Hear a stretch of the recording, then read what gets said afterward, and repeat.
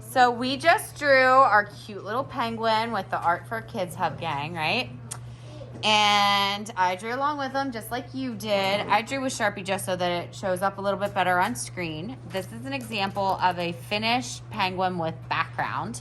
And I'm going to show you how to draw some of this stuff back here because next year in 2nd grade, you're going to do a penguin painting.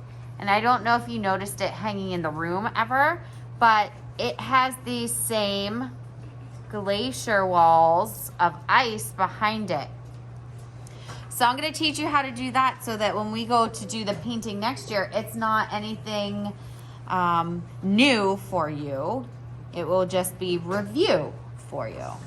Okay, so first thing we're going to do, we have our cute little penguin. In this case, I did a girl over here. This one's going to be a little boy. And he is floating on a hunk of ice. Which, what would the hunk of ice be floating in? Go ahead, just say it. Water! So, I'm going to go ahead and put water, not bouncy lines or anything like that, but I'm going to make sure it's above where my ice is. I'm going to go right to the back of the penguin and across. So it's kind of like crossing in his lower back there. And underneath my chunk of ice, I'm going to put some water ripples.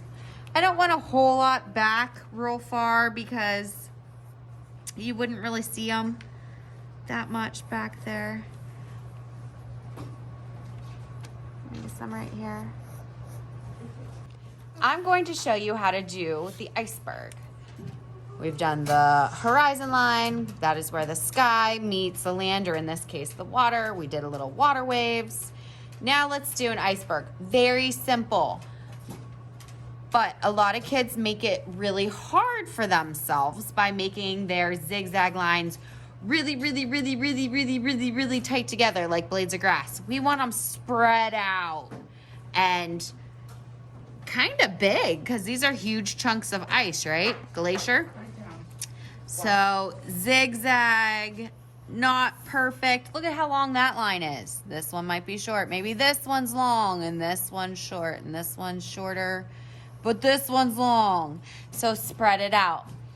Next, you're gonna take your zigs and your zags and you're gonna attach it to your horizon line. So that horizontal line that runs side to side, I'm going to draw straight down to it. So down and down and down. And some of these are gonna run behind the penguin, like behind his wing or his head or his body. This one's gonna come straight down, run, boop. So notice how some areas of the ice are wider and some are thin because some of our zigs were longer than our zags.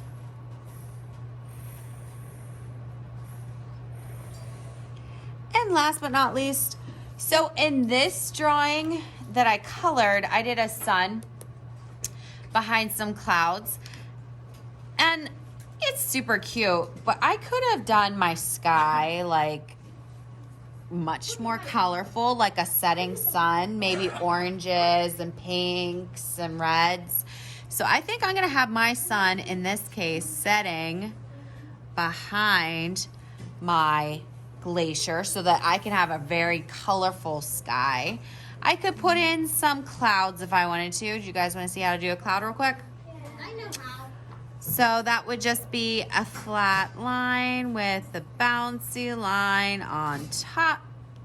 And maybe this one's going behind the glacier because it's so big. All right, so this gives me a little bit more of a chance to put different colors in here by having the sun setting and it not being tucked behind the clouds on a clear day. When you are done with your background of your penguin, you may return your black drawing crayon and you may color. And when I say color, you're coloring your sky and your glacier and your water. I did want to show you something super quick, however, on the glaciers. When I say color your glacier, we're kind of not even in half coloring our glacier. Watch this. So I'm going to color just down the lines of my glacier, because what color is ice and snow? White. It's white. So we don't want it to be completely white. It's gonna have a little bit of reflection of what color the water is. And maybe I just do a little bit right down here. And that's all I'm gonna do for my glaciers. Along the lines. And I don't even have to do both lines, both sides. I'm doing the left side of these lines and just a little bit down here. And you're done with your glaciers, okay? Don't overcolor it. And do you have to color with white? Absolutely not.